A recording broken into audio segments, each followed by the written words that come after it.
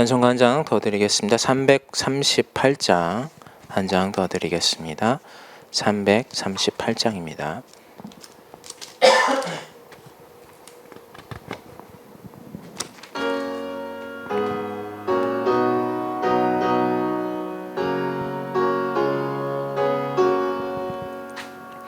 내 주를 가까이 하게 함은 십자가 짐 같은 고생이나 내 일생 소원은 늘 찬송하면서 주께 더 나아가기 원합니다. 내 고생하는 것 옛 야곱이 돌베개 베고 잡갔습니다. 꿈에도 소원이 늘 찬송하면서 주께 더 나아가기 원합니다. 천성에 가는 길 험하여도 생명길 되나니 은혜로다. 천사 날 부르니 늘 찬송하면서 주께 더 나아가기 원합니다. 야곱이 잠 깨어 일어난 후 돌단을 쌓은 것 본받아서 숨질 때 되도록 늘 찬송하면서 주께 더 나아가기 원합니다. 아멘.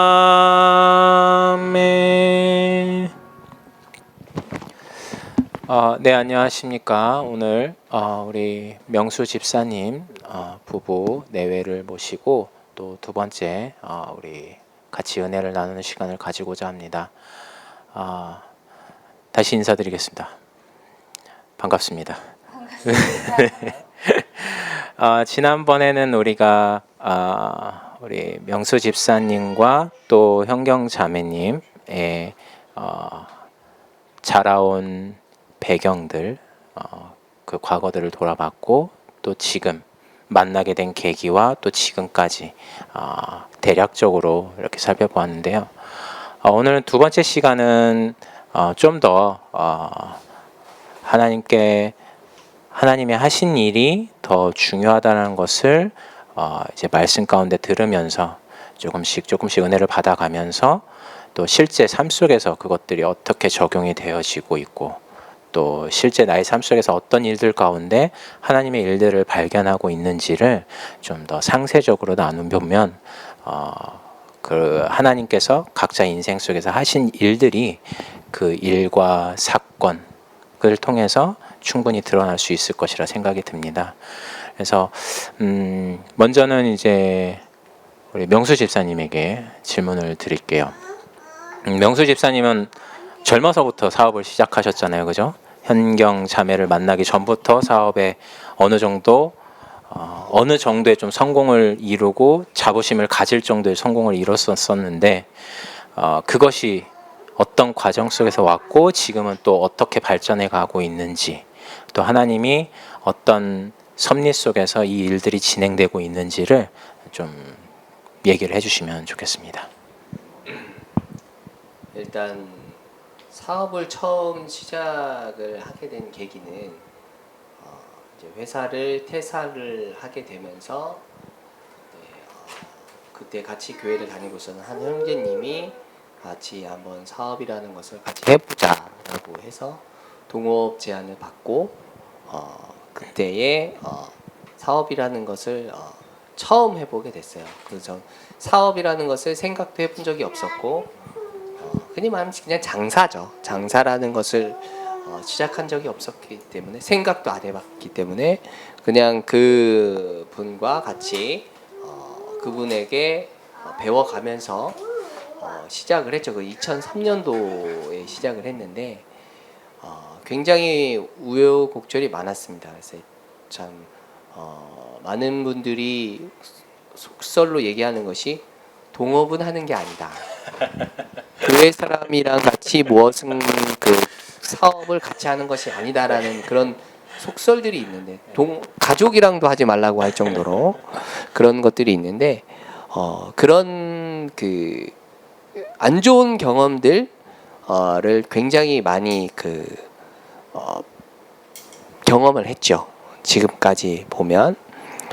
그러나 때로는 이게 그 잘 되는 것처럼 보일 때도 있었고 때로는 진짜 완전 바닥을 치면서 이제 더 이상 할 수 없을 만큼의 그런 때도 있었어요. 근데 그런 모든 과정들이 지금까지 누적되면서 최근에 이제 그 세무조사가 오기 전까지의 어떤 저의 그 전까지를 보면 우선 많이 남겨야 되고 많이 벌어야 하고 그것이 우선이 됐고 그게 이제 방법적으로 약간 편법을 동원하더라도 그런 식으로 많이 했었던 것 같아요.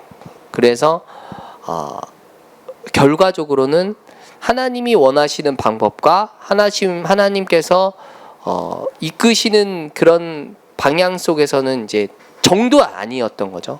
정도가 아니었기 때문에 결국에는 세무조사라는 이런 그 저거가 이제 테스트가 왔을 때 이제 완전히 다 무너질 수밖에 없는 그런 일들을 해왔던 거죠. 그런데 오히려 지금을 돌아보면 하나님께서 그런 세무조사라는 그런 것들이 있지 않았다면 아직까지도 저는 그것이 괜찮고 그것이 나쁜 것이 아니고 다들 누구나 하는 것이기 때문에 괜찮다라고 생각하고 지금까지 계속 왔을 거예요. 그러나 이제 그 세무조사라는 그런 일들이 터지면서 그것과 뭐 가족의 어떤 다른 일들도 뭐 여러 가지가 또 많이 겹쳤거든요. 겹치면서 이제 모든 것을 다 다시 새로 시작할 수밖에 없는 강제로 리프레시가 돼서 그 시작할 수밖에 없었어요. 근데 그런 것을 하는 과정 속에서 다시 시작하는데도 내가 살아왔고 여지껏 해왔던 그런 기준들, 그런 방법들이 있잖아요. 그런 게 있다 보니까 도움이 되기도 했지만 그런 편법과 이런 부분들이 완전히 없어지진 않았거든요. 그러니까 가급적으로 불법이 되지 않으면 내게 이득되는 것을 많은 사람들이 그렇게 하니까 저 또한 그런 것들을 받아들여서 하는 부분들이 계속 있었어요. 그러나 지금 제가 지금 하고 있는 일들을 하다 보니까 어느 순간부터 하나님이 그 부분을 계속 제 마음과 생각 속에 계속 걸려지는 거예요. 이것이 과연 하나님께서 인도하시고 기뻐하시는 일인가에 대한 부분들로 계속 걸려지는 부분도 있다 보니까 제 마음속에 어떤 부분이 생겼냐면 진짜 망할 것이라면 이것을 해도 망할 것이고 안 해도 망할 것이고 또 하나님이 인도하신다면 이것을 내가 안 하더라도 되어질 것이 아닌가, 하나님 이끄실 것이 아닌가라는 그런 생각과 마음을 어느 순간 주시더라고요. 근데 그러면서 이제 그 편법적인 부분들을 하나씩 내려놓게 됐어요. 지금도 편법적인 부분들을 거의 제 수준 속에서는 많이 내려놨죠. 그래서 거의 없다시피 하는데, 근데 이런 그 것들이 제가 하고 싶어서 한 게 아니고 할 수밖에 없는 그런 과정들이 있다 보니까, 그러니까 세무조사라는 그 큰 테스트가 오니까 이제 항상 모든 어떤 사업을 하는 이 진행함에 있어서 그것을 먼저 선으로 두는 거예요. 과연 나중에 세무조사가 또 다시 들어왔을 때 이것이 문제가 될 것이냐라는 부분들을 항상 앞에다가 생각을 하고 되는 거죠. 그래서 그것에 걸릴 것이다라는 게 조금이라도 생각이 들면 그 부분을 내려놓을 수밖에 없는 거예요. 이게 더 쫄리니까요. 네. 그래서 제가 지금 하고 있는 그 사업 속에서 그런 부분들이 많이 내려놔지긴 했지만 아직까지도 사실은 제 수준과 방법은 많이 남아 있어요. 그래서 완전 깨끗하다, 완전 100% 정도다, 뭐 그렇게는 할 수 없을 것 같아요. 왜냐면은 그렇게 되더라고요. 그렇다고 해서 뭐 이제 뭐 세무조사가 들어왔을 때 불법적인 부분들은 다 내려놓기는 했지만 이 사업을 하면서 제가 많이 또 걸렸던 부분들 중에 하나가 헌금이에요.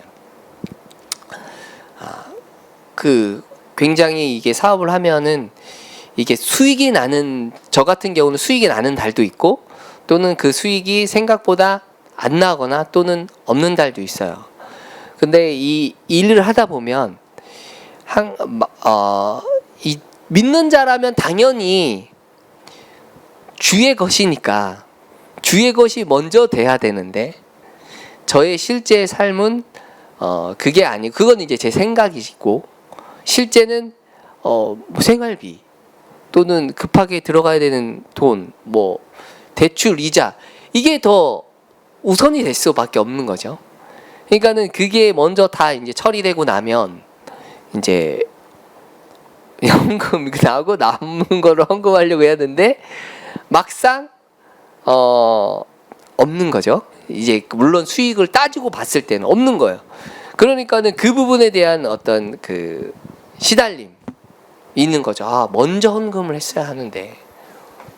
그래서 지금까지도 그 부분은 더 많이 시달림이 있습니다. 그래서 때로는 하나님 은혜 주시면 믿음으로 은혜 속에서 헌금될 때도 있고, 때로는 그 부분이 좀 안 되어지는 것으로 나타날 때도 있고, 그래서 사실 사업이라는 것을 하고 있지만 시달림을 그냥 할 수밖에 없는 것 같아요.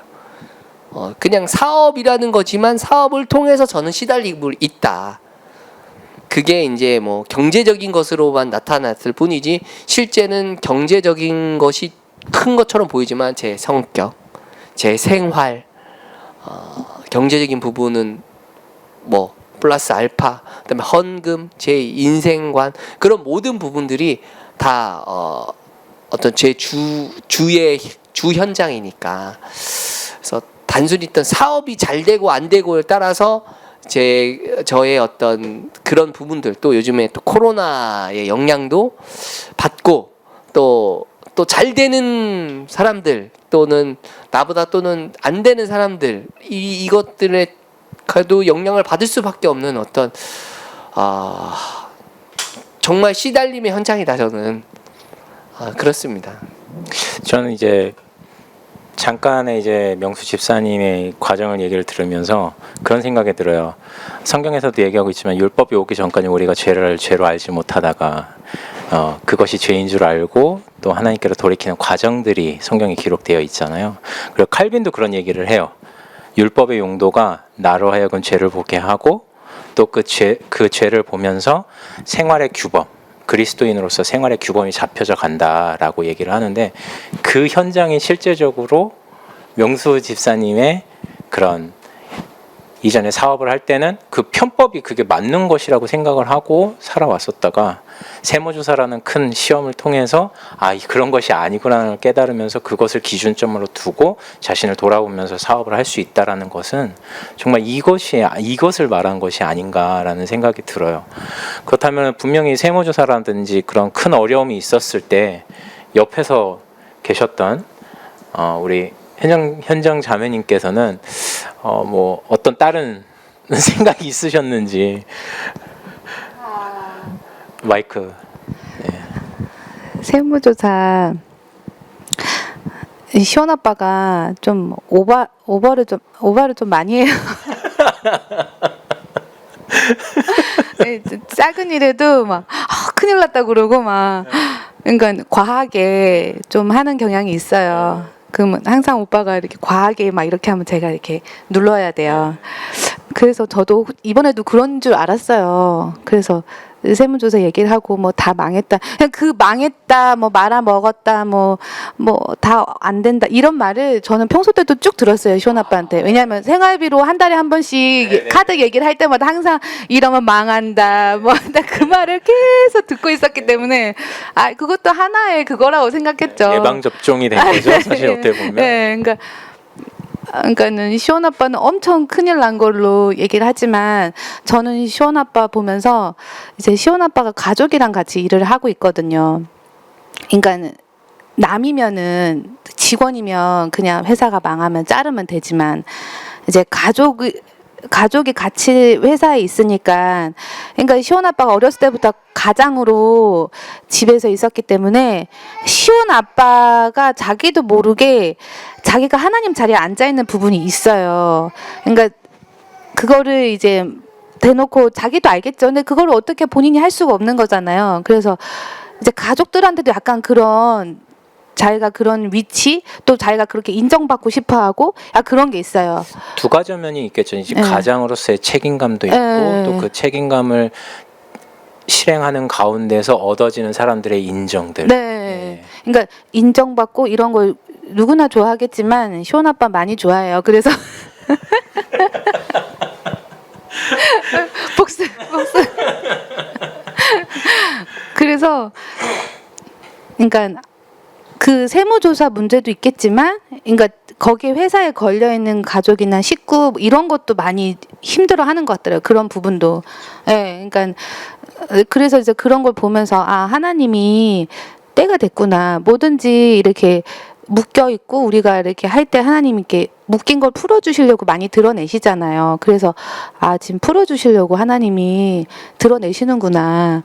사실은 그 가족도 그렇고 같이 일할 수 있는 그 모든 환경이고 뭐고 전부 다 하나님이 계획하에 그렇게 된 건데 자꾸 이제 시원 아빠는 이제 본인이 자꾸 계획하려고 하고 그리고 이제 그 계획대로 안 됐을 시에 또 시달리고 막 이러기 때문에 그래서 이제 시원 아빠가 묶여 있는 그 부분을 하나님이 풀어주시려고 하나 보다라고 생각했죠.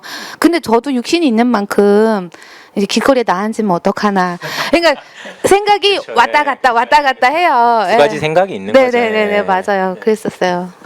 근데 지나고 보니까 뭐 시원 아빠는 계속 세무조사 얘기를 하는데 그 형태만 바뀌었을 뿐이지 그 전에도 세무조사가 아니더라도 다른 걸로 계속 왔었어요. 그러니까 주기적으로 계속 그게 오더라고요. 그러니까 그게 오는 이유가 그 원인이 있을 텐데 그게 이제 제대로 좀 드러났으면 했죠 그때. 맞아요. 이게 참 이 객관적인 입장, 그러니까는 자신에게 닥친 문제 앞에서는 자기가 문제가 제일 크잖아요. 근데 타인이 봤을 때는 이 부분이 정말 이 사람에게 인생 속에서 하나님의 어떤 과정 속에서 허락하신 것이구나라는 게 조금씩 보여질 때가 있지 않습니까? 그럼에도 불구하고 우리는 사람인지라 그것을 남의 과정을 보면서 분별할 수 있지만 실제 자기가 감당하는 그 일들이 있을 때는 저 사람은 그것을 어렵게 여기지 않지만 나는 그걸 어렵게 여길 수밖에 없는 것들이 있잖아요. 그렇다면은 형경자매님이 아까 명수 집사님을 보면서 얘기하셨듯이 이것이 정말 명수 집사님 가운데 묶여있는 부분, 그런 부분들을 풀어주시기 위해서 하나님이 이것들을 허락하신 것이다 라고 설명을 했다면 분명히 또 현경 자매님에게는 하나님이 또 현경 자매님에게 맞춰서 허락하신 부분들이 있을 거라고 생각이 들어요. 예를 든다면 육아의 현장이라든지 지금 가정주부로 전업을 하고 계시잖아요, 그죠? 예, 그렇다면은 아이 3명을 사실 요즘 시대에 아이 3명 낳아서 기른다는 것 자체가 사실 쉬운 일은 아니거든요. 그게 네. 저희 친정 식구들은 셋째 낳는다고 했을 때 진짜 대놓고 엄청 싫어했어요. 막 욕하고 막 미련하다 그러고. 아, 요즘 시대는 애 많이 주렁주렁 데리고 다니면 미련하게 보더라고요. 그리고 그럼 내 인생은 엄마들도 애를 그렇게 낳으면 내 인생은 어디 있어? 막 이렇게 얘기를 하더라고요. 아, 근데 처음에 제가 원래 아이를 가질 수 없다고 병원에서 얘기를 했었어요. 그러니까 복막염으로 인해서. 네, 복막염 수술하고 복막염뿐만 아니라 그때 나팔관도 하나 절제를 하고 그리고 이제 몸도 많이 약하니까 일은 하지 말고 앞으로 그냥 집에서 놀고 먹기만 해야 된다 그랬어요. 뭐 좀만 하면은 엄청 피곤하고 힘들 것이다 막 이러면서 그래서 진짜 그래야 되는 줄 알고 그랬는데 이제 이 사람이랑 같이 있는데 자꾸 그 복막염 수술 이후에도 계속 배가 아팠어요. 그래서 병원에 가면 이게 자궁 쪽에 물이 찬다고.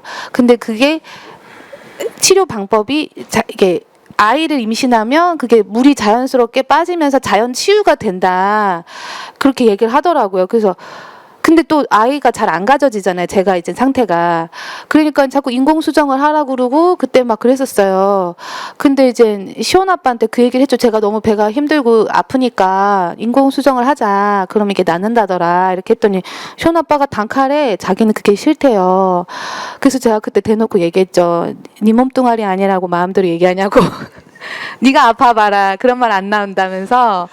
네, 그때 엄청 싸우고 네, 그랬죠. 똑같죠. 이제 상황이 역전된 거죠. 네, 네, 네. 그랬는데 그렇게 하고 난 다음에 또 저도 생각이 또 그때 계속 말씀 듣고 있었으니까 저도 이제 찾아오더라고요.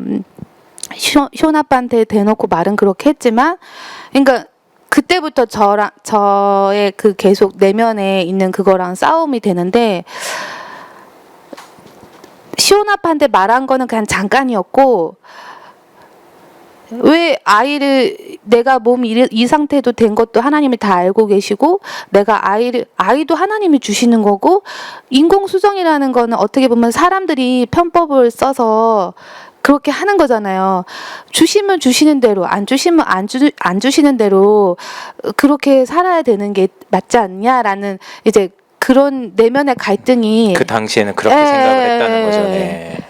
그랬었죠. 그랬는데 이제 그때 홍콩 집회를 처음 갔었어요. 홍콩 집회도 가고 이제 그때는 집회는 다 참석하고 말씀도 다 쫓아다니면서 말씀을 듣고 그랬는데 하나님은 내가 어떻게 살고 무슨 돈을 벌고 무슨 일을 하고 아이를 낳고 안 낳고 상관없이 그냥 내 있는 나를 육에서 영으로 구원하시는 게 하나님의 일이지 내가 뭐 돈을 많이 벌고 돈을 못 벌고 뭐 그런 건 전혀 뭐 아이가 있고 없고 하나님과는 전혀 상관이 없는데 사람들은 너무 거기에 집중하고 이제 거기에 너무 이제 인생을 다 뭐 하나같이 다 각자의 목표가 다 다르잖아요. 이제 그것을 향해 달려가잖아요. 그래서 하나님은 내 상태 모르시는 게 아니고 지금 이게 중요한 게 아니라 하나님이 나를 구원하시는 일이 중요한 건데 나는 아이가 있고 없고 아이가 있으면 없으면 불행하고 있으면 행복하고 그게 왜 아이의 목표가 돼서 그렇게 되나 그것부터 잘못됐구나. 내가 하나님은 하나님으로 생각하지 않고 있구나. 철저히 하나님은 무시하고 내 원대로 내 육신의 원대로 살고자 하는구나. 이제 거기서 그게 많이 드러나면서 어느 순간 하나님이 아시니까 하나님을 주시면 때가 돼서 정말 이렇게 내 과정 가는 걸 뭐 하나님이 선물로 이렇게 맡겨 주시면 주시는 거고 아니면 아니다라고 내려놓게 됐어요. 그냥 그랬는데 자연스럽게 2년 후에 임신이 됐죠. 결혼하고 2년 후에. 네네네네. 그렇게 임신이 됐는데 임신이 된 것도 너무 이상한 게 원래 이제 임신 계획이 있으면 한약도 먹고 몸을 이렇게 좋게 한 다음에 그 다음에 임신을 하잖아요. 근데 저 같은 경우에는 한 달 내도록 아팠어요. 갑자기 막 결막염에 위염 같은 게 저희 없었거든요. 근데 이상하게 진짜 그 달 한 달 내도록 갑자기 막 결막염에 걸렸다가 갑자기 막 위염에 약을 한 달 내도록 항생제를 먹었나 봐요. 근데 덜컥 임신이 된 거예요. 나는 계속 약을 먹고 있었는데 임신이 됐으니까 너무 걱정이 된 거죠. 아이도 그렇고. 그때 진짜 너무 시달렸던 때였던 것 같아요. 그때 악몽이 진짜 최고조였어요. 너무 꿈에 너무 시달려서서. 근데 이제 임신이 됐으니까 시온이한테는 조금 미안해요. 시온이를 가졌을 때 제가 너무 시달리고 있어가지고 그래서 시온이가 약간 성격이 그랬나 싶기도 하고. 성격이 왜요? 괜찮은 것 같은데요. 아 그때는 이 믿음도 아니고 육신도 아니어갖고 어중군해가지고. 지금도 믿음은 없지만 들은 말씀은 있어가지고 막 갈팡질팡 못할 때였어요. 그러니까는 이제 세상 사람들 말로는 똑똑한 아이를 낳으려면 이제 태교도 해야 되고 막 이러잖아요. 내 나름의 태교를 하려고 하는데 이제 말씀을 들은 게 있으니까 흩어진 부분도 있고 하니까 이게 태교를 하지만 하는 게 아닌 거예요. 그러니까 하면서 막 성질을 내는 거예요. 성질 내면 안 되는데 막 그런 것도 있고. 그래서 그때 한번 집회 때 임신한 상태에서 너무 시달리니까 아이한테도 안 좋은 것 같아서 계속 걱정은 되는 거예요. 이게 너무 시달리면 아이한테 이렇게 성격적으로 약간 좀 그럴 것 같아서 정서적으로. 그래서 박 목사님한테 한번 찾아가서 얘기를 했었어요. 아 꿈을 임신하고 이러면은 꿈도 안 꾸고 해야 되는데 너무 꿈 때문에 너무 시달리고 몸이 너무 힘들다고 이걸 좀 어떻게 안 할 수 없냐고 그랬더니 박 목사님이 저한테 그렇게 얘기했어요. 안 시달리려고 하지 말고 그냥 그 속에 들어가 그러시더라고요. 그러니까 그냥 풀무불에 들어가 이러시더라고요. 그 말 듣는데 할 말이 없는 거예요. 이 말을 솔직히 못 알아듣기도 들었지만 그때 당신은 진짜 못 알아들었어요. 안 시달리려고 말씀을 듣는데 나는 지금 그냥 그 시달리는 속으로 들어가라고 하니까 그냥 시달려 이러시니까 그러니까 지금 생각해 보면 그건 거예요. 시달리게 다 시달려지고 넘겨질게 넘겨져야 된다 그 말씀이신데 그때는 그게 몰랐어가지고 살짝 원망도 됐어요. 네, 나는 진짜 이걸 멈추고 싶어서 말씀을 듣는데 난 너무 시달리고 아이한테도 미안하고 근데 이제 이 사람은 이 사람대로 이제 돈 가지고 계속 그러니까는 저는 그러니까 피할 데가 없었어요. 너무 시달리니까. 이제 그러고 이제 시온이가 태어났죠. 근데 그때 찬민이도 그때 비슷한 시기에 찬민이도 태어났었어요. 근데 찬민이는 보다시피 지금도 그렇지만 많은 사람이 예뻐하고 좋아하고 근데 시온이는 태어나자마자 애가 너무 울어대고 말 그대로 시온이는 그냥 태어나자마자 밉상이었던 것 같아요. 그렇지 않은데. 너무 예배시야 너무 울어대고 그리고 사람들 보면 막 계속 울어대고 거의 이게 아는 척을 못했잖아요 시온이한테. 시온이 아기 때, 아기 때 그랬었어요. 낯가림이 너무 심해가지고. 근데 저도 시달리죠. 근데 저는 애 하나 데리고 집회는 다 쫓아다녔고. 시온이한테 소리도 많이 지르고 그러니까 육아라는 그게 원래는 제가 그런 데에 되게 자신이 있었거든요.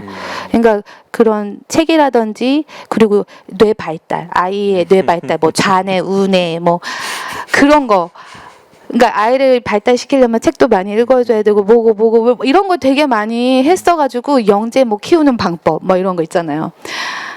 그런데 말씀 듣고 나니까 이게 다 흩어져가지고 근데 이제 들은 건 있으니까 좋은 거는 알잖아요.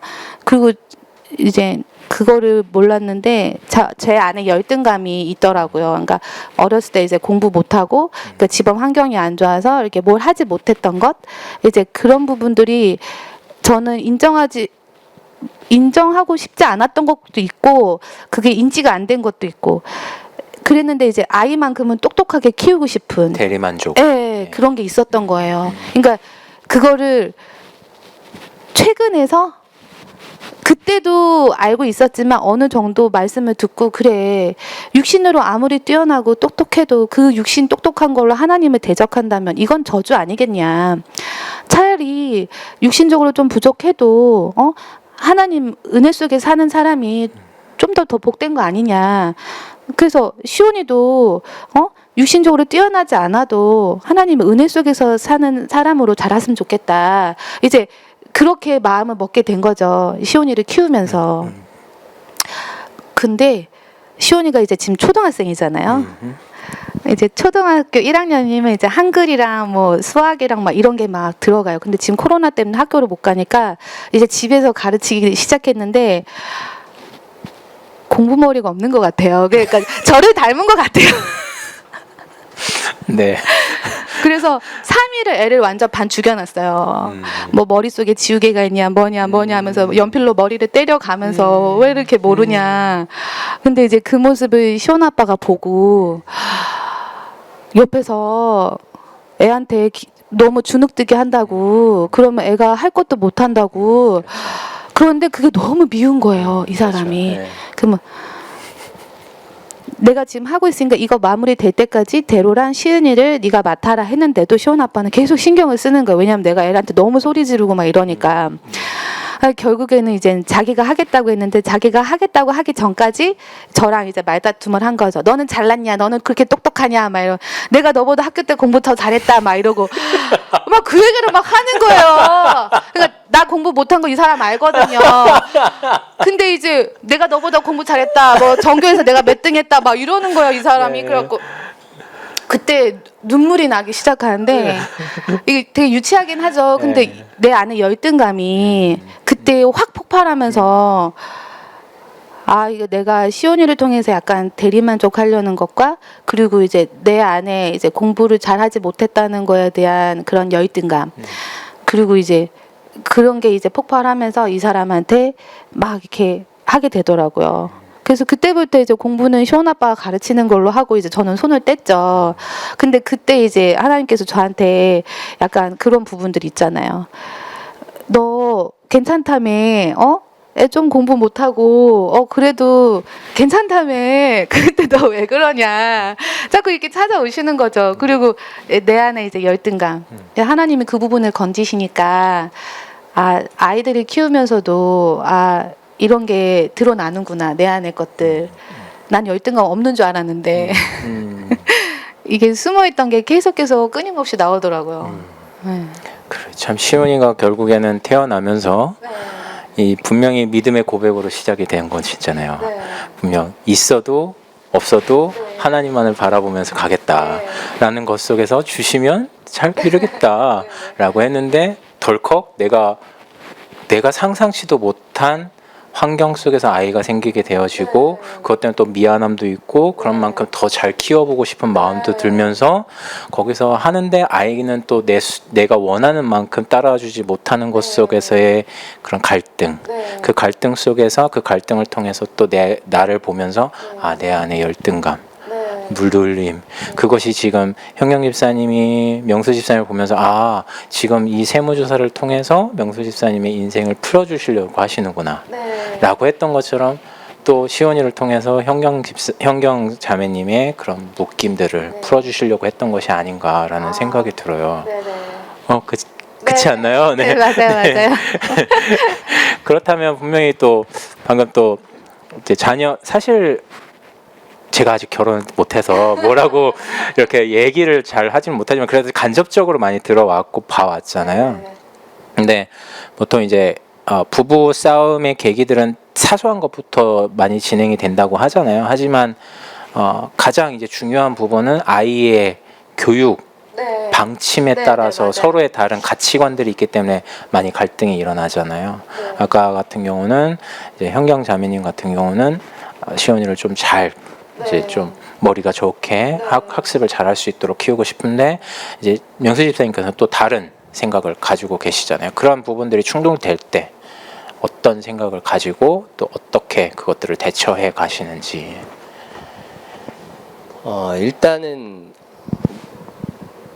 제가 자랄 때도 저는 이제 말씀드렸다시피 7남매였기 때문에 부모님이 저를 케어를 해준다거나 이런 게 없었어요. 그냥 알아서 스스로 공부를 하고 그래서 이제 뭐 흔히 저 어렸을 때는 그 수업 시간에만 집중하면 된다라는 집중하면 어느 정도 성적이 나온다. 소위 그 엘리트들이 얘기하는 그래서 그러니까 뭐 집에 와서 공부할 환경이라든지 학원을 다닌다든지 그런 게 없었기 때문에 저는 그런 식으로 했어요. 그래서 특별히 와이프가 이제 시온이나 우리 애들한테 그 어떤 그 자녀를 양육하는 데 있어서 교육 방침에 대해서 제가 웬만하면은 터치를 안 하고, 근데 제가 그 부분을 터치를 하기 시작하면은 이제 그 조금 반발이 많이 나올 거라고 이제 생각이 들었기 때문에 그런 그 부분을 어떤 면에서 보면은 다 맡겼다. 좋게 말하면 그렇고 나쁘게 얘기하면 방치했다라고도 할 수 있겠죠.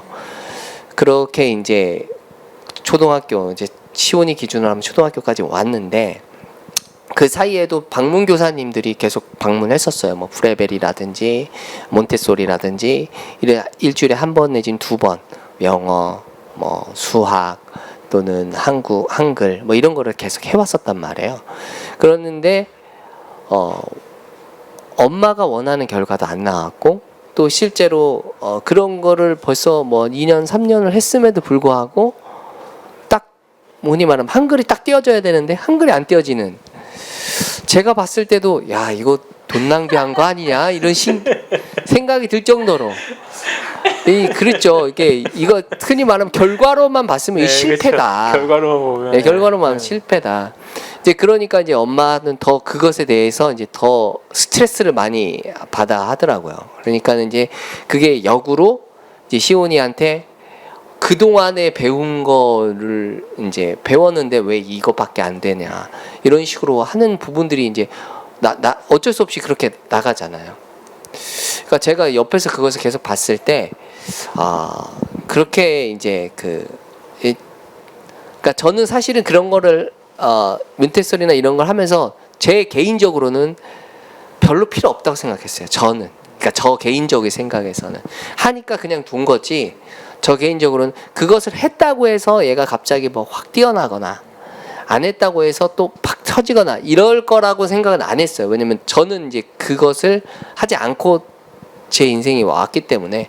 그런데 이제 뭐 한다고 하니까 그렇게 놔둔 거지만 이제 그 시온이 이렇게 막 다그치는 그런 모습을 거의 막 봐왔어요. 이제 그거는 이제 뭐냐면 이제 요즘에는 그 비대면 교사라고 해가지고 이제 학습지가 옛날에 학습지로 왔는데 요즘에는 그 어플리케이션 해가지고 거기에서 이제 그거를 보면서 문제가 나오고 그거를 문제를 푸는 형식이에요. 그래서 그 초등학생들에게 해당하는 어떤 국어나 수학에 대한 문제가 매일매일 하는 그런 형식이에요. 그래서 매일매일 어플리케이션을 구동을 해서 그거를 읽고 풀어가야 되는 거예요. 근데 일단은 문제를 풀려면 읽기부터 해야 되는데 읽기부터가 안 되는 거라. 읽기부터 안 되니까 일단 읽기가 안 되면 어떻게 돼요? 이 문제가 뭘 얘기하는지 당연히 모르겠죠. 그리고 이 문제의 의도도 모르겠고. 그러니까 답을 선택을 못해요. 시온이는 이게 딱 자기가 자신 있게 딱 선택을 해야 되는데 이 틀릴 것에 대한 어떤 그런 게 있어요. 강박관념이. 저는 아이가. 첫째다 보니까 그 첫째 그 기분을 알 것 같아요. 네, 그래서 그것에 대해서 되게 두려워하더라고요. 그러니까 거기에 그러고 있는데 이제 엄마가 또 이렇게 하니까 애가 막 울고 막 그러니까 자기 어떻게 해야 될지 모르겠다가 막 울고 하니까 제가 보다 못해서 이제 그 나선 거예요. 네. 그래서 다 때려쳐라. 내가 하겠다. 뭐 이제 아까 얘기했던 대로 막 싸움도 있었고 그래서 그 다음부터 이제 제가 딱 하게 된 거죠. 이제 제 시작할 때 어떤 제 마음은 하나님이 하셔야 되는 거 아니냐. 하나님이 하실 것이다. 그러니까 제 이제 호기롭게 그렇게 시작을 했죠. 하지만 저도 뭐 인간인 이상 모든 거에 대한 부분들에 대해서 그쵸. 굉장히 조금 그쵸. 답답한 부분도 네, 있었고 그쵸, 그랬어요. 그쵸. 근데 저도 이제 눌러가며 또 저도 이제 아이를 하면서 계속 시온이에게 시온아 틀려도 괜찮아. 못 읽어도 괜찮아. 그러면서 이제 제가 먼저 읽고 또 시온이 따라 읽게 하면서 이렇게 조금씩 이렇게 소리 지르고 화내고 해요. 네, 조금씩 그럼요. 하면서 언더 이렇게 조금씩 와서 지금은 이제 스스로 읽어서 문제를 푸는 정도까지는 이제 좀 왔어요. 그래서 항상 지금도 얘기하는 게 시온아 틀려도 돼. 하지만 선택 안 하는 게 더 나쁜 거야. 이제 틀리면은 네가 틀렸기 때문에 맞는 것을 확인할 수 있는 거고 맞으면 너가 제대로 풀었기 때문에 맞는 거고 이런 식으로 이제 계속 시온에게 얘기를 하지만 가끔가다 이제 시온에 대해 얘기하는 부분은 이제 그 집중력이 흐트러졌을 때라든지 아무것도 생각 안 하고 그냥 막 했을 때는 이제 조금 얘기하죠. 왜 이렇게 한 거야? 이제 그럴 때는 딱 봐도 이제 푸른 게 아니고 막 찍었을 때 그리고 아무 생각 없이 그냥 멍 때리면서 했을 때는 이제 제가 좀 뭐라고 막 하는데 아무튼 시온이가 이렇게 한 걸음 한 걸음씩 오면서 인도 하나님이 진짜 얘를 또 풀어가셔야 되는 부분들에 대해서 좀 더 생각하게 되는 것 같아요. 진짜 하셔야 되는 거. 안 그랬으면은 제가 더 화가 많거든요. 제가 더 성질이 많고 제가 더 화가 났을 때는 진짜 뭐 훈육을 좀 세게 해요. 이렇게 그 터치도 하고. 보통 아버님들이 그렇게 하거든요. 근데 오래 참으시다 네. 한번 터지면 무섭잖아요. 근데 이제 그 시온이를 교육하는 그런 과정 속에서는 이제 하나님이 하시는 부분들이 보이는 만큼은 혼은 내지만 터치까지는 안 가고 이렇게 조금 따끔하게 얘기할 정도까지는 되지만 또 아예 애가 아닌 것 별로 이게 좀 발전이 안 되는 것처럼 보이지만 조금씩 나아지는 그런 부분들이 발견되는 만큼은 진짜 좀 뭐 애가 똑똑하다 이런 부분보다는 좀 하나님 또 인도하시는 부분이 또 있구나 그런 부분을 좀 생각하게 돼요. 그랬었군요. 근데 또 이제 저희가 이제 같이 이렇게 신앙생활을 해온 지가 꽤 됐잖아요, 시간이. 근데 이제 볼 때마다 이제 좀 안타까웠던 부분은 이제 아이들이 많이 아팠었잖아요. 그 부분 때문에 굉장히 저희들도 많이 걱정이 되기도 하고 좀 마음이 아프기도 했었는데 그런 아이들의 건강 문제에 있어서는 부모님들이 특히나 더 마음속에서 좀 더 힘드시지 않으실까라는 생각을 하게 되거든요.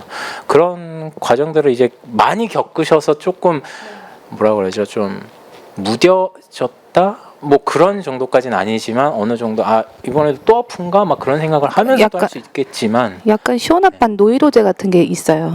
이제 거기에 대해서 애가 좀만 아프면 거기에 대해서 저보다 더 예민하게 좀 그러더라고요. 근데 이제 애가 계속 아프고 그랬었으니까 이제 돈도 그렇지만 애가 많이 아프고 그러면 이제 아이들 병원이 따로 있어요. 일반 병실 말고 아이들만 이제 1인실로 또 쓰게 돼요. 그러니까 그 1인실 쓰는 것도 다인실이랑 또 돈이 다르잖아요. 근데 다인실을 쓰게 되면 아이기 때문에 다른 병으로 입원한 아이 전염이 또 될 수가 있어요. 그래서 이제 그것 때문에 저는 1인실을 요구를 했지만 이 사람은 이제 돈 갖고 계속 그러니까 이 사람은 돈 때문에 막 시달리고 그랬을지 모르겠지만 저는 그냥 솔직히 말하면 약간 좀 징징댄다고 생각하고 그냥 묻어두고 나는 그냥 아이한테 그랬는데 이 사람은 집에 가서 자고 저는 아이랑 계속 병원에 입원해 있고 그랬잖아요. 그러면 이제 육신적으로 너무 시달려요. 애가 계속 징징대고 울고 막 이러는 거에 대해서. 그러니까 병원에서도 어느 날 막 소리 지르고 이러니까 애한테. 근데 요즘 시대에 엄마들이 아이를 많이 학대하고 막 그러잖아요. 저는 그거 이해해요. 그러니까 그렇게까지는 내가 안 하지만 그래도 이미 마음으로는 한 것 같아. 진짜 그 정도로 그 인내심을 뛰어넘죠. 자꾸 그 한계선을 자꾸 건드리고 뛰어. 그러게요. 그러니까 옛날 어른들은 어떻게 그 많은 아이를 그렇게 그쵸, 다 예, 키웠을까. 맞아요. 그러니까 요즘 사람들이 좀 더 자기 애가 강하고 그렇죠. 자기가 더 소중한 만큼 네. 아이도 그렇게 할 수 있는 거구나. 네. 나도 나를 더 사랑하는 만큼은 아이가 나를 힘들게 하니까 나도 못 견디고 아이한테 이렇게 하는구나. 이제 그런 생각들 그리고 이제 보험인데 이제 시온 아빠가 이제 아이가 첫 아이니까 이제 보험을 들려고 했는데 뭐 실비가 있고 생명이 있는데 이제 시온 아빠는 하나만 들으라고 한 거예요. 뭐 애긴데 뭐 병원에 그렇게 많이 입원하겠냐. 그냥 생명만 해라 이렇게 해가지고 저는 분명히 2개를 들어야 된다고 했어요. 근데 이 사람의 기준에서는 이게 믿음이 아닌 거예요. 보험이라는 자체가 뭔가 앞을 대비하고 뭔가 이렇게 자기가 뭔가 그렇게 그거 해야 되는 거기 때문에 이게 믿음과 맞지 않다고 생각하는 거예요. 그 사람이 그러니까 그때 그 당시에 이 사람이 저한테 그게 좀 자꾸 믿음 얘기를 하면서 그 보험이라는 자체가 이제 믿음과 너무 이렇게 있다 이러면서 그래갖고 내가 그 믿음이랑 보험이랑 뭔 상관이냐고 내가 막 소리 질렀어요 그때. 그래갖고 결국에는 어차피 돈은 시온 아빠가 가지고 있는 거라서 어쩔 수 없이 이제 보험을 하나만 들었어요. 생명만.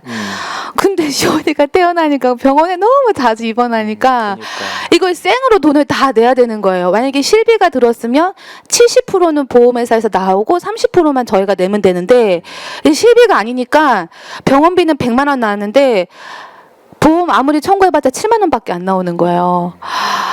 그걸로 이 사람이 또 그것 때문에 또 한 번 그랬었죠. 이제 그리고 난 다음에 시온이가 많이 아프면서 시온이도 많이 변했던 것 같아요. 이제 병원에 한번 왔다 갔다 하면서 시온이도 병원에 입원하고 퇴원하고 이걸 반복하면서 하나님이 또 시온이에게 또 은혜를 주시고 또 저에게도 또 하나님이 또 이렇게 그러니까 막 몸에 좋다는 게 참 많잖아요. 지금 세상에. 그러면은 막 이거 좋다 하면 이것도 먹여보고 저거 좋다 하면 저것도 먹여보고 이거 육신적으로 어떤 분들은 이렇게 아 이거는 믿음이 아니야 하고 그렇게 행동 안 하시는 분도 있잖아요. 근데 저 같은 경우는 일단 해보고 봐요. 일단 질러보는 거죠. 이것도 해보고 저것도 해보고 다 해봐도 아닌 거예요. 그러면 아 그래 맞아 하나님이 이것도 허락하신 거고 이게 다 과정인데 또 그랬다가 또 다시 또 시달리면 또 다시 막 이거 해보고 저거 해보고 막 이러다가 또 막 그래요. 근데 육신으로 하는 만큼은 그게 있더라고요. 아 내가 이거 했으니까 이제 괜찮을 거야라는 약간 마음의 든든함이 생기더라고요. 근데 그거는 진짜 하나님을 대적하는 거랑 마찬가지잖아요. 그러니까 하나님을 의지하는 게 아니라 내가 육신으로 한 게 있으니까 자꾸 그걸 의지하고 자꾸 이제 그거에서 안주하고 그거에 대해서 편안함을 얻고자 하더라고요. 그래서 사람들이 기다리지 못하고 육신으로 다 해버리는 그런 게 있는 거구나라는 생각이 들었어요. 네, 그러면서 아이를 키우면서 그런 부분들 많이. 예. 그러면은 명수 집사님께서는 안 그래도 이제 아이가 있기 전까지는 형경 자매가 이제 다 경제를 이제 다 사용을 해서 이제 그것 속에서 좀 힘들었었다면 이제 아이가 생기고 나서도 계속 병원비 부분에서 나가다 보면 또 안 그래 아무래도 좀 경제적인 부분에 좀 더 생각을 할 수밖에 없었는데 그 부분에 대한 변화라든지 또 다른 생각들이 있으셨었나요? 일단 처음에 뭐 다른 아빠들은 어떻게 생각하는지 모르겠지만 쟤는 이렇게 생각이 들었어요. 애를 어떻게 관리하길래? 어떻게 관리할까? 그쵸. 애가 아픈 것의 원인을 엄마에게 두는 거예요. 엄마가 애를 케어를 잘 못했기 때문에 애가 아픈 것이다. 네. 그러니까 그런 식으로 그것 때문에 부부싸움이 크게 나지 않습니까? 네, 그렇죠. 그러니까 그렇게 한 거예요. 그러니까 제 처음에 생각이 그거였어요. 그러다 보니까 계속 그런 관점 속에서 투닥할 수밖에 없는 거죠. 그렇죠, 아니, 그렇죠. 그러니까 또 이제 자주 입원을 하게 되니까 그 부분이 더 심해지는 거죠. 이제 그거는 그 병원비는 어쩔 수 없는 거잖아요. 무조건 나오는 거니까. 그렇죠. 근데 그걸 또 1인실을 한 다인실과는 또 시달리는 게 뭐냐면 다인실 하는 아이들도 있는데 꼭 1인실 해야 된다. 꼭 2인실 해야 된다. 그런 그 특별 비용이 더 들어가는 그 병실을 이용해야 된다는 그런 부분들도 굉장히 많이 시달렸고 이제 그런 그때 당시에는 되게 많이 시달렸는데 사실 지금 보면 그렇게 시달렸었나 생각들 정도로 그렇게 시달려야 했을 문제였나라는 생각이 정도로 그냥 아무것도 아닌 것처럼 여겨져요. 그때 당시에는 굉장히 많이 시달렸지만 이제 어느 순간 이제 그 너무 자주 입원을 하다 보니까 아이디가 돌아가면서 이제 셋째까지 돌아가면서 그쵸. 입원을 하니까 그러니까, 예. 이제 더 이상 이제 와이프 탓하는 거 어느 순간 그게 없어졌어요. 여기 이 사람이 관리하는 수준이 아니구나라는 부분들이 없어지니까 한 번은 한 명의 아이가 감염이 돼서 병원에 입원했는데 퇴원하고 왔더니 나머지 2명이 그때 이제 발병해서 입원하는 거야. 그래서 체인지가 되는 거죠. 2주가 가는 거예요. 한 번은 또 그 뭐였죠? 그 독감이 한참 유행할 때 독감이 와서 3명에 한 번 독감이 온 거야. 한 번이 와서 한꺼번에 3명이 왔는데 그 중에 이제 시은이만 조금 덜 해서 온 가족이 병실에 2인실에 같이 있었던 적도 있었어요. 한 일주일인가 있었던 적도 있었어요. 이제 그런 일들이 너무 이제 자주 반복이 되니까 이제는 아프려니 이제 이쯤 되면 아플 때쯤 됐는데 그 정도로. 네, 그래서 이제 아프면은 뭐뭐뭐 챙겨 갖고 와. 그럼 오케이. 그러면 다다다다다다다 챙겨 갖고 오케이 진 됐어. 이제 갈게. 아니면은 뭐뭐뭐 부족해. 그럼 알았어. 퀵 서비스로 보내줄게. 퀵 서비스 보내고 이제 그 정도로 이제 그런 것이 이제 노이로제 될 정도가 이제 뛰어넘어서 이제 당연히 그런 것이 오련이 했었거든요. 근데 작년부터 이제 아이들이 이제 그 시온이가 이제 면역력이 많이 좋아지면서 이제 작년부터 입원 안 하기 시작했어요. 작년부터 지금까지 한 번도 입원 안 했고, 네, 시은이도 이제 많이 원래 걔가 튼튼해서 이제 입원 안 했고, 대로는 작년 초인가 중순인가 한번 입원하고 지금까지 입원을. 근데 그것도 장담할 수 없죠. 네. 네. 그래서 뭐라 그럴까, 그 경제적인 부분들에 대한 어떤 시달림이라든지 또는 와이프가 거기 가 있으면은 어찌됐든 누군가는 다른 아이들을 케어를 해야 되고 또 일은 또 일대로 해야 되고 그런 부분들의 또 시달림도 굉장히 심했으나 요즘 들어서 드는 생각은 정말 그랬었나?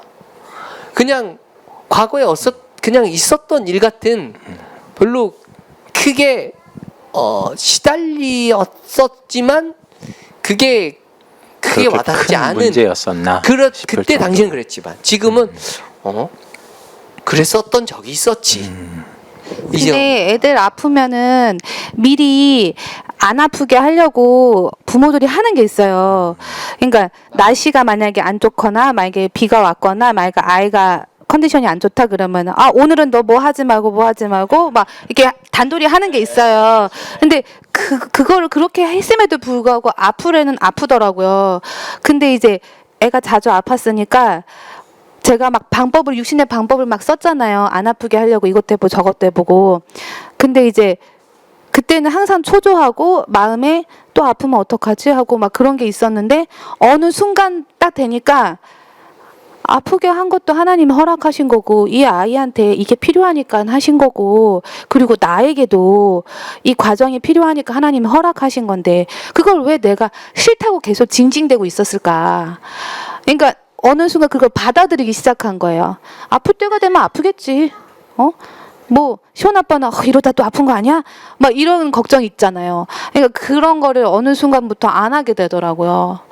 이제 그러면서 점점점 아이들이 또 그러니까 그거를 내가 움켜쥐고 내가 할 수 있을 거다. 내 아이는 내가 케어할 수 있다. 이거를 아이가 아플 때마다 놓아진 것 같아요. 내가 못하는 거구나. 아이고 나는 할 수 없다. 나는 계속 이렇게.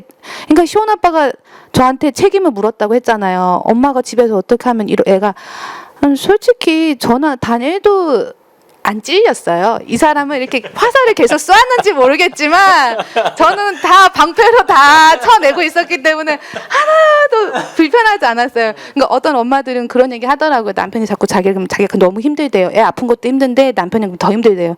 솔직히 저는 전혀 그런 다른 세계였어요. 이 사람이랑 나랑은. 이렇게 지금 말하니까 알지. 그때는 몰랐어요. 이 사람이 나를 그렇게 생각하는지도. 저는 이제 저희 가원교회에 이제 젊은 부부들이 참 많이 있고 또 아이들 있는 가정들도 참 많이 있잖아요. 그러다 보면 이제 시은이 대로까지 해서 많이 아프고 어려울 때마다 이제 그 이스라엘 백성들도 광야를 갈 때 자신이 고통과 고난을 겪을 때 항상 애굽에 있었을 때를 시대를 비교를 해요. 그때 먹었던 고기, 마늘, 뭐 부추 그런 얘기들을 하거든요. 근데 이제 그런 비교될 수 있을 만한 것들이 사실 우리 교회 안에 많이 있잖아요. 비슷한 연령대와 비슷한 아이들이 있다 보니까 그렇다면 그런 것들 속에서는 또 어떤 과정이 혹시 있으셨는지. 예. 이 사람은 모르겠어요. 시원 아빠는 잘 모르겠는데 저는 그런 거 있어요. 물론 이 사람이 저를 찔렀을 때 저는 그게 없다고 했지만 아까 다른 사람이랑 비교했을 때 내가 뭘 잘못하고 있나? 그런 것들. 그리고 세상 지식들 있잖아요. 세상에서 엄마들이 이게 좋다더라, 저게 좋다더라, 이렇게 해야 된다더라, 저렇게 해야 된다더라, 이럴 때는 이렇게 해야 된다더라, 막 이런 거. 그게 진짜 무수히 많아요. 아이를 키울 때 주변에서 그렇게 말해주는, 꼭 자기가 답을 갖고 있는 것처럼, 어떤 엄마는 이게 꼭 정답이라는 것처럼 이렇게 해라고 하는 엄마, 그리고 전문가 되게 많아요. 그러니까 그런 걸 다 수용하고 그걸 다 들으려 치면 끝이 없어요, 진짜. 그러니까 맨날 박 목사님이 예전에도 옛날에 한번 그런 말씀하신 건데, 그렇게 아이를 키울 거면 그냥 고아원에 줘라. 옛날에 한번 그런 말씀하신 적 있었던 것 같아요. 그게 어떤 얘기였냐면은 정말 네 육신의 수준에 가두어서 그 아이를 키울 바에는 차라리 너와 상관이 없는 고아원에 보내서라도 하나님이 기르게 하도록 해라, 그런 의미인데. 네, 맞아요. 그런 의미인데. 근데 그때는 그 말이 이해가 안 되고 그랬는데 이게 그렇더라고요. 부모로서 아이가 어릴 때는 어른이니까 해줄 수 있는 게 많잖아요. 이렇게 그래서 부모들이 이렇게 할 수 있는 한 최대한 해주려고 하잖아요. 그렇죠. 근데 그게 육신이고 그게 세상의 부모들이잖아요. 근데 그거를 해줄 수 있는데 안 해주는 것도 진짜 안 해주는 게 더 힘들더라고요. 줄 수 있는데 안 주는 게 진짜 힘들더라고요. 그러니까 아이들이 위험하면 이렇게 그렇다고 내버려 둔다는 그 말이 아니라, 그렇죠. 그러니까 하나님이 하시는 일 속에서 아이를 내줘야 될 때, 그러니까 아이가 아플 때 내가 아무리 움켜줘도 내가 아무리 해도 안 되는 거잖아요. 근데 엄마들은 그 아픈 애를 움켜쥐고 자기가 어떻게 해보려고 막 하거든요. 이 방법도 써보고 저 방법도 써보고 이 병원도 가보고 저 병원도 가보고 막 그래요. 근데 그거를 하나님이 하시는 걸로 인정하고 하나님이 하시도록 내어줄 수 있을 때 그게 진짜 하나님, 그게 내가 할 수 있는 게 아니더라고요. 하나님의 은혜 주셔야지 이게 나아지지, 이게 계속 내가 움켜쥐고 있는 거예요. 되지도 않는데. 근데 이제 시온이가 계속 아프면서 그걸 하나님이 알게 하시는 것 같아요. 이게 내어줄 때, 내어드려. 그러니까 지금 생각해도 그런데 대로나 시은이나 이렇게 아플 때마다, 그러니까 무기력함, 엄마로서 아무것도 해줄 수 없는 거에 대한 그런 거.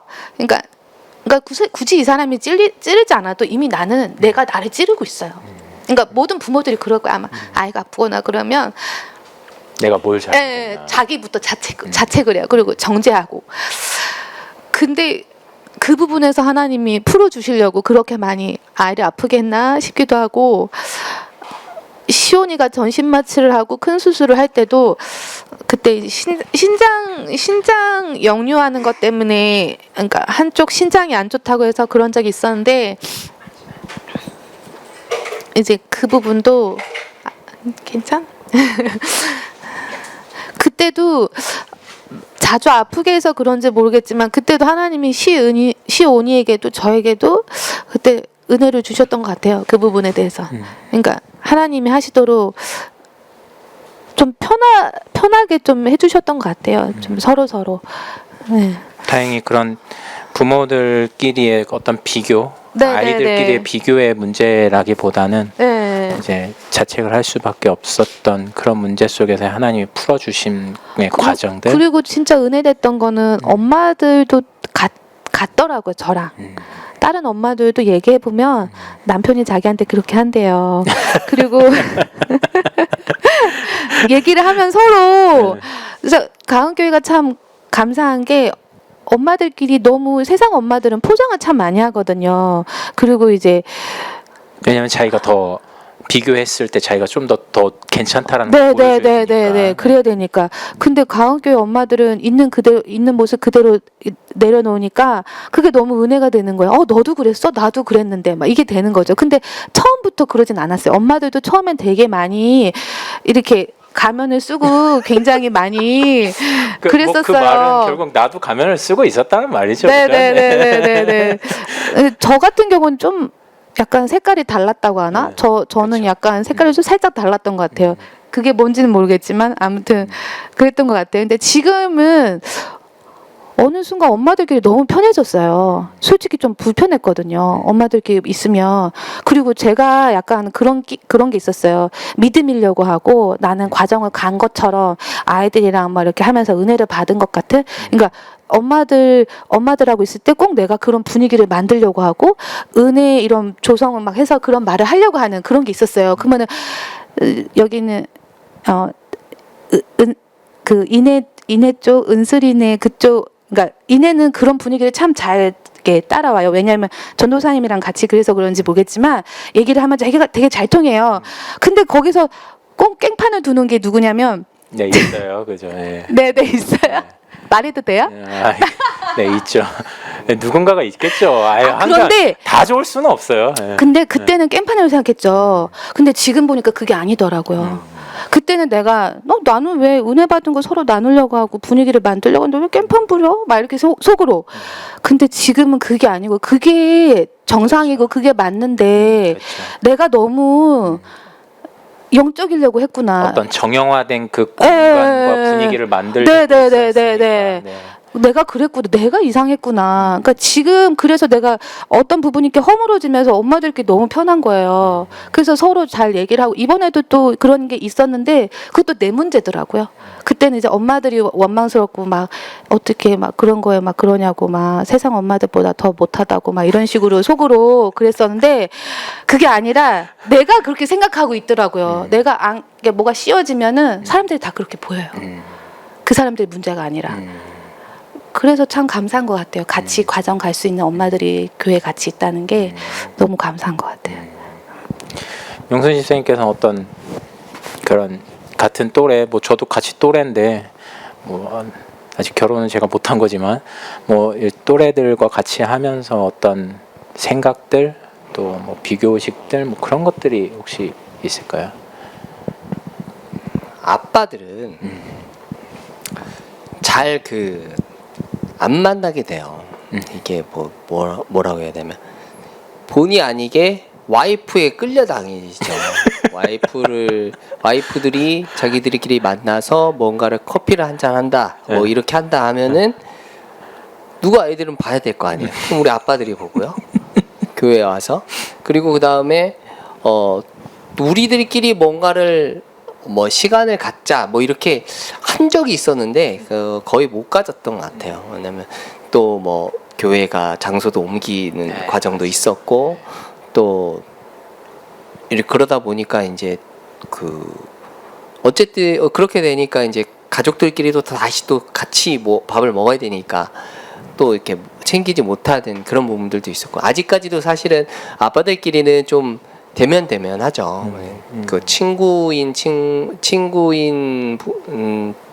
괜찮지만 아무래도 좀 뭐 그 사람이 나쁘다 좋다 이런 부분들이 아니고 서로에 대해서 얘기할 수 있는 시간, 뭐 공간, 장소 뭐 이런 부분들이 너무 많이 부족해서 뭐 예전에 그 기존 교회를 비교를 하자면 그런 뭐 80 남자 전도 뭐 선교회라든지 뭐 이런 게 있잖아요. 그러면 억지로라도 이제 그런 소모임들을 만들어서 뭐 회장을 하나 세우고 같이들끼리 밥을 먹고 뭐 이런 시간을 일부러라도 갖는데 우리는 이제 그런 부분들을 따로 이제 일부러 가질 수 있는 시간도 없고 또 만들 수가 없는 게 엄마들은 자기네들끼리 만나려고 하니까 우리는 또 그럴 수 있는 시간 자체도 그렇게 만들기 어렵고 또 외부에서 또 만나는 것도 좀 또 쉽지 않고 그러다 보니까 조금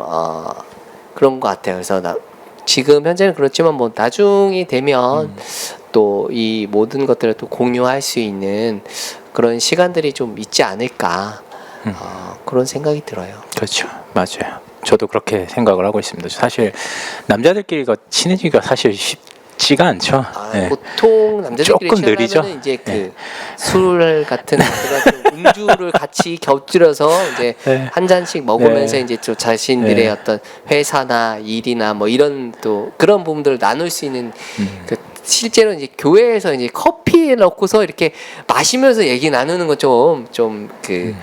좀 쉽지가 않죠. 우리나라의 문화에서. 어떤 그런 좀 신앙을 서로 나눌 수 있고 또 서로를 알아갈 수 있는 계기나 모임들이 좀 필요할 것 같다라는 좀 생각도 들어요.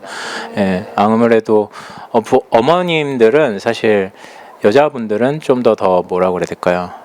여자분들은 좀 더 말을 잘한다고 표현해야 돼. 표현들을 잘 하고 또 하다 보니까 그런 부분도 더 쉬운 것 같은데. 네, 그래요. 참 우리 교회 안에서도 어떤 하나님의 시간표에 따라서 필요한 부분들을 채우실 것이라 생각이 들고요. 또 이제 저희 교회는 좀 특징이 말씀 중심으로 모든 것들이 진행이 되잖아요. 그러다 보니까 집회를 해도 이제 말씀 듣고 밥 먹고 말씀 듣고 밥 먹고 말씀 듣고 자고 밥 먹고 말씀 듣고 계속 반복이 되지 않습니까? 이번에 저희가 이제 코로나가 대확산이 또 재유행이 되기 전에 저희가 또 뭐 안수식도 있었고 또 집회도 하게 됐고 사실 저 개인적으로 생각에는 좀 꼭 이 시기에 했어야만 됐을까라는 제가 아무래도 좀 소심하다 보니까 그런 생각들을 하게 됐는데 두 대부는 또 어떤 생각을 가지고 계셨었는지 또 그리고 이제 저와 이제 제 동생이 이제 그 확진자와 밀접 접촉이 됐다라는 소식이 이제 가운교회에 알려지게 됐잖아요. 그러면 그 소식을 들었을 때 그 집회에 같이 합숙을 했던 분들의 마음이 어떠했을지도 또 궁금해요. 당연히 걱정이 됐을 거라 생각이 들지만 그래서 그 부분을 좀 편안하게 좀 나눠 주셨으면 좋겠습니다. 시온 아빠는 안 가자고 했어요. 가지 말자고. 내 얘기는 내가 할 테니까 본인 얘기 자기 가지 말자고. 그랬는데 저도 그래서 이 사람이 안 가자 그러면 그럼 나라도 갈게. 원래 평소 때는 그렇게 하는데 그때는 그냥 시온 아빠가 안 간다고 그래. 그래 그러면 가지 말자 이렇게 됐었어요. 안 가는 걸로 하고 주일날 예배를 드리러 왔는데 이제 청인사모가 얘기를 하는데 왜냐면 와 이렇게 얘기를 하는데 그 청인사모 한마디가 되게 뭐라고 하지? 이렇게 뭐 이렇게 꽉 잡아서 끌려가는 느낌이었어요. 이렇게 꽉 잡은 느낌이었어요. 나는 안 가려고 딸 마음 먹는데 꽉 잡힌 느낌이었어요. 그래가지고 가야겠다. 그래가지고 할 수 없이 이제 시온 아빠한테 가자고 했죠. 근데 시온 아빠는 먼저 안 가겠다고 했던 사람이라 안 가겠다고 하는 것 같아서 그러면 자기는 가지 말고 나만 그러면 애들만 해. 그럼 나 혼자 갈게 이랬는데 이 사람이 하는 말이 나야 상관하지 말라. 자기는 항상 수련회 때마다 가기 싫다고.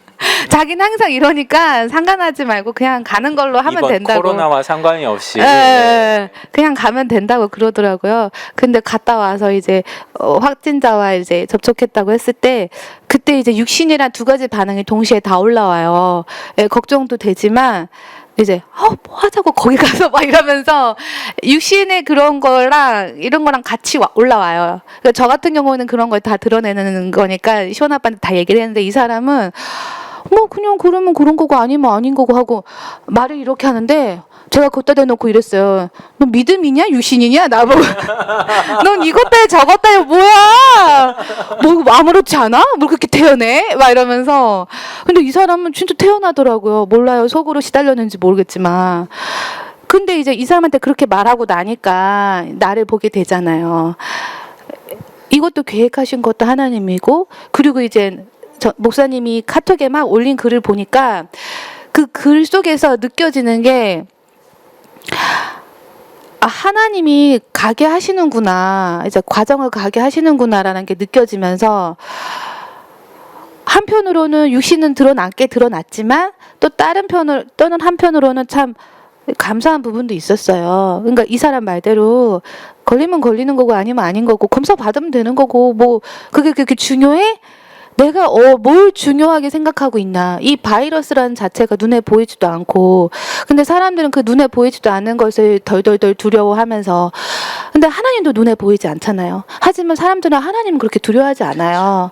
근데 그 바이러스는 직접적으로 자기한테 죽을 수도 있고 몸에 아픔이 오니까, 어떻게 영적인 것도 내가 병들어 있을 수 있는데 코로나가 걸리지 않아도, 근데 어떻게 그러니까 하나님은 두려워하지 않으면서 사람들이 코로나 때문에 이 말씀이고 집회고 뭐고 다 이렇게 할까? 이거 허락하신 것도 하나님이시고 계획하에 다 있겠지.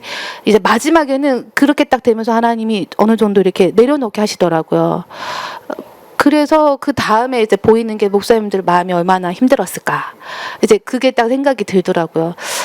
그래서 이게 다른 문자로 막 하고 싶었어요. 청인사한테도 괜찮아 하고 문자 여러 막 하고 싶었지만 괜히 여러 말 하면 더 그럴 것 같아서 그냥 속으로 기도하고 있었어요. 예. 그 마음 알죠? 네. 네, 명수 집사님께서는 저한테 이제 2번 확인하셨어요. 카톡으로. 그냥 딱 됐든 언제 검사해? 2번 보내시는 검사 결과 언제 나와? 혹시 제일 초조해하고 있었던 거 아니에요? 겉으로는 아닌 그래서, 척하고. 역시 가장은 가장이시구나. 왜냐면 우리가 지금 방금 얘기 나눈 게 이제 아이들이 건강이 아무래도 좀 그렇게 좋지는 않으니까 혹시라도 또 감염이 될까 이제 걱정되는 마음에 나한테 저렇게 물으시는구나. 저는 그렇게 이해가 됐거든요. 그죠, 집사님? 네, 제 얘기를 하겠습니다. 일단 저희 회사가 그 3명이에요. 저 포함해서 일하는 사람이 3명이에요. 만약에 3명이 무조건 밀접 접촉자일 수밖에 없겠죠. 예. 근데 그 중에 1명이 자가격리가 나온다라고 가정을 하면 3명 다 자가격리잖아요. 그러면 그 회사가 일을 못 해요. 2주 동안 일을 못 하면 어떻게 되겠어요? 주문은 들어와 있는데 못하면 이제 뭐 어마어마한 크레임들이 오겠죠. 그러니까는 이제 그런 것에 대한 생각들이 왜 없겠어요? 있겠죠. 그러니까 그런 것들이 항상 늘 코로나 오면서도 굉장히 좀 심각하게 그런 것들이 늘 제 생각에 따라왔었죠. 그래서 그런 과정, 그런 생각 속에서 수련회를 한다는 거 했을 때도 야, 이게 기존에는 시달려서 안 갔지만 이거는 진짜 이 뭐라고 해야 되지? 이게 단순히 생계 뭐 이런 걸로 떠나서 이게 일이 너무 커질 것 같으니까 이게 사실 몸은 갔지만 마음속으로는 계속 쫄렸죠. 네. 네, 이거 참여했지만 이해됩니다. 쫄려 있었어요. 네, 이해됩니다. 네, 쫄려 있는 상황에서 어찌됐든 하나님이 말씀 가운데 은혜를 주신 부분이 있으니까 참 그 부분은 감사한데, 또 집에 왔더니 이제 그 확진자 두 사람이 악수를 했다. 딱 그 듣자마자 요즘에는 주먹치기지 누가 악수를 해. 생각에 주먹치기를 했어야지 악수를 해가지고 이제 그게 처음에 왔고, 그 다음에 2번째는 악수만 했으니까 손 소독했겠지, 안 걸렸을 거야. 제 속으로 그렇게 생각하고, 그렇지만 그럼에도 불구하고 만에 하나 확진이라는 게 나오면 안 되니까 일단 회사에 연락해서 나 일단 안 나간다. 혹시라도 이제 저거 확진 증상이 나중에라도 나타나면 누구는 회사를 운영을 해야 되니 일단은 나는 일단 회사 일단 안 가겠다. 알아서 일단은 뭐 일을 하고 있어라, 이렇게 얘기를 했죠. 하면서도 사실은 뭐 걸리면 걸리는 거다 이렇게 와이프가 얘기했지만 속으로는 엄청 쫄렸죠. 그럼요. 쫄려서 그럼요.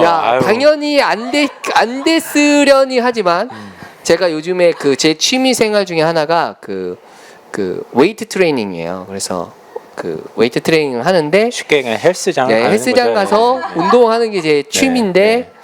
헬스장 갔다가 그 문자를 받고 나서 잠깐 쉬겠습니다. 근데 또 피해를 주면 안 되기 때문에 그 정도로 이제 속으로는 엄청 쫄리면서 만약에 됐을 때를 대비해서 이건 어떻게 하고 저건 어떻게 하고 이렇게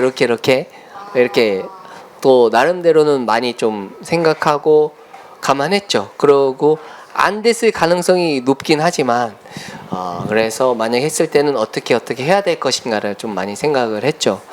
하지만 이게 그러니까 두 사람이 하면서 그 8.15 그 집회 참석했던 사람들에 대한 욕을 더 많이 하게 된 것 같아요. 네, 더 이게 두 사람이 그 코로나를 확진을 안 됐어도 그러니까 코로나 검사를 그러니까 받게 되는 것 자체만으로도 우리 네. 저와 저의 가정에 또는 우리 교회에 그쪽 사람들이 피해를 줬다라는 생각이 드니까 그 부분에 대해서 더 그전에는 뭐 그분들을 되게 원망했고 또는 그 깨닫지 못하신 분들인 식으로 이게 치부를 했다면 그 이제 실제적인 영향이 저희 쪽에 오게 되니까 더 이게 더 심하게 제 안에서 저러면 안 되는데 수준이 아니고 저 사람들은 아니야 완전 아닌 사람들이야. 사실 교회를 욕되게 하고 오히려 복음에 더 반대가 되고 그런 걸로 되게 되더라고요. 실제로 그렇게 되면서 더 그전에는 그 앞서서 했던 그 목사님에 대해서 그 뭐 이름은 그 언론에서 거론돼서 뭐 알고는 있었지만 실제적인 그런 부분들을 보진 않았지만 더 찾아보게 되고 더 보게 되고 또 사랑제일교회라는 곳을 더 찾아보게 되고 더 안 좋게 얘기하게 되더라고요. 그러니까는 오히려 이제 그 선악의 기준 속에서 저들이 나는 맞고 저들은 틀리고 그런 속에서 이게 더 저들을 정죄하고 이런 부분들이 제 안에 더 많이 드러나더라고요. 지금도 마찬가지고. 근데 코로나 때문에 그렇게 시온 아빠처럼 속에서 막 불특정 다수잖아요. 다 모르는 사람들. 근데 그런 사람들을 향해서 분노하고 이렇게 막 화내는 사람 되게 많은 것 같아요. 네, 맞아요. 예. 그렇죠. 이제 그런데 지금도 어찌됐든 이 코로나라는 이게 저희들 삶 속에서 굉장히 많은 영향을 주잖아요. 저 또한 그렇고 저희 교회도 마찬가지고. 그래서 뭐라고 해야 되지? 더 내려놓을 수밖에 없는 것 같아요. 저 개인적으로 봤을 때는 더 시달리니까, 그러니까 더 내려놔줄 수밖에 없고 또 아무튼 저는 좀 더 그런 것 같아요. 여담이지만 이제 실제 이제 검사를 하게 된 입장에서는 그 은평구청에서 그 저희가 집회를 했던 그 수양관으로 역학조사를 왔대요. 근데 11일이 저희 안수식이었잖아요. 그래서 근데 그 사랑제일교회 관련된 분이 이제 저희를 축하하러 오셨던 거잖아요, 잠깐. 근데 저희랑 악수를 해서 저희가 밀접 접촉자가 됐기 때문에 그 사실을 알고 있기 때문에 확진자가 한 명만 왔다 갔다라는 것을 알고 있었단 말이에요. 그랬는데 이제 그쪽 수양관 쪽에서 저희한테 15일에도 왔다 갔다는 거예요. 네, 저희가 끝나는 15일에도. 그러니까는 결국에는 저희가 집회가 12일부터 15일 딱 반나절이었잖아요.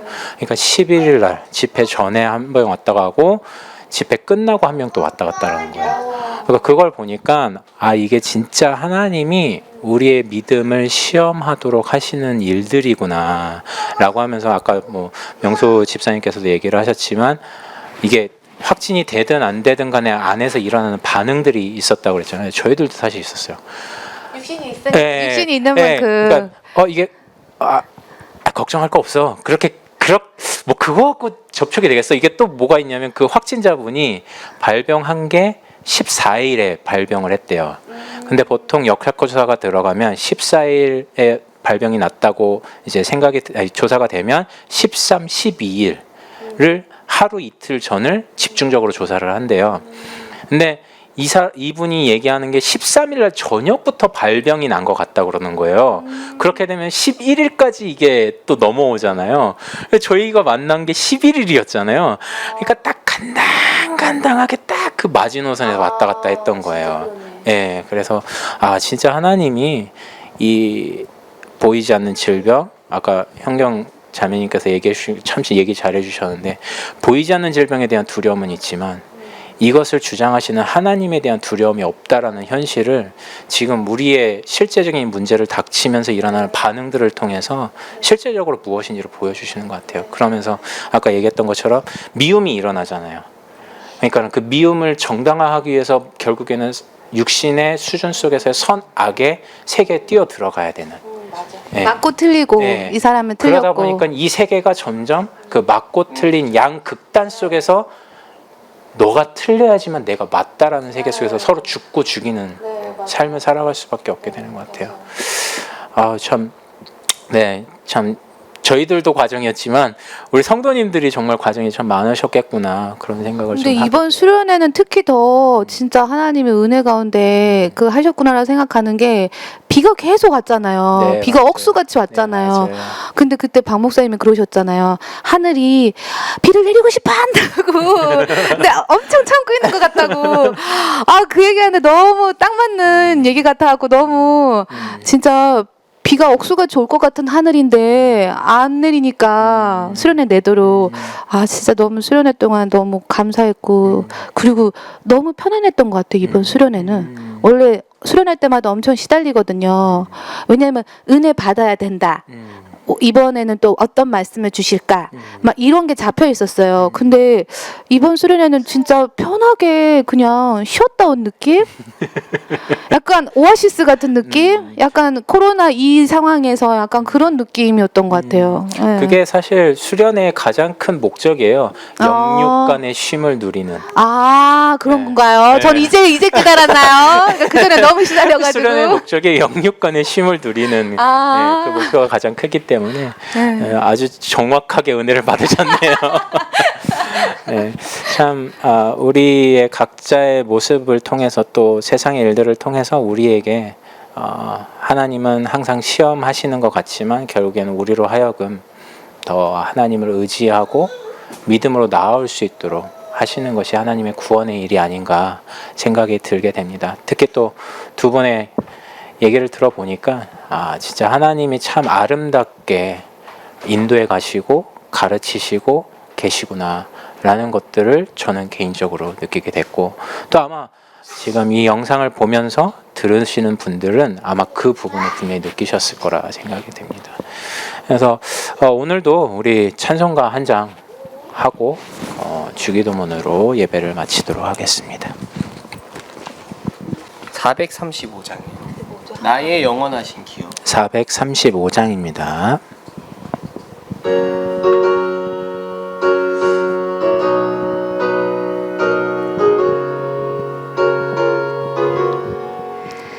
나의 영원하신 기여 생명보다 귀하다. 나의 갈 길 다가도록 나와 동행하소서.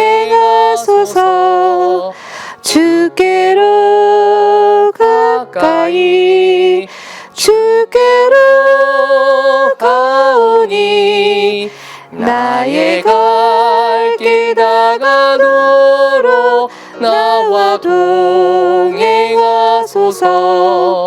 세상 부귀 아니람과 모든 명예 버리고 험한 길을 가는 동안 나와 동행하소서. 주께로 가까이 주께로 가오니 나의 갈 길 다가도록 나와 동행하소서. 어두운 골짝 지나가며 험한 바다 건너서 천국 문에 이르도록 나와 동행하소서. 주께로 가까이 주께로 가오니 나의 갈 길 다가도록 나와 동행하소서. 아멘. 하늘에 계신 우리 아버지여, 이름이 거룩히 여김을 받으시오며 나라의 임하옵시며 뜻이 하늘에서 이루어진 것 같이 땅에서도 이루어지이다. 오늘날 우리에게 일용할 양식을 주옵시고 우리가 우리에게 죄 지은 자를 사하여 준 것 같이 우리의 죄를 사하여 주옵시고 우리를 시험에 들게 하지 마옵시고 다만 악에서 구하옵소서. 대개 나라와 권세와 영광이 아버지께 영원히 있사옵나이다. 아멘.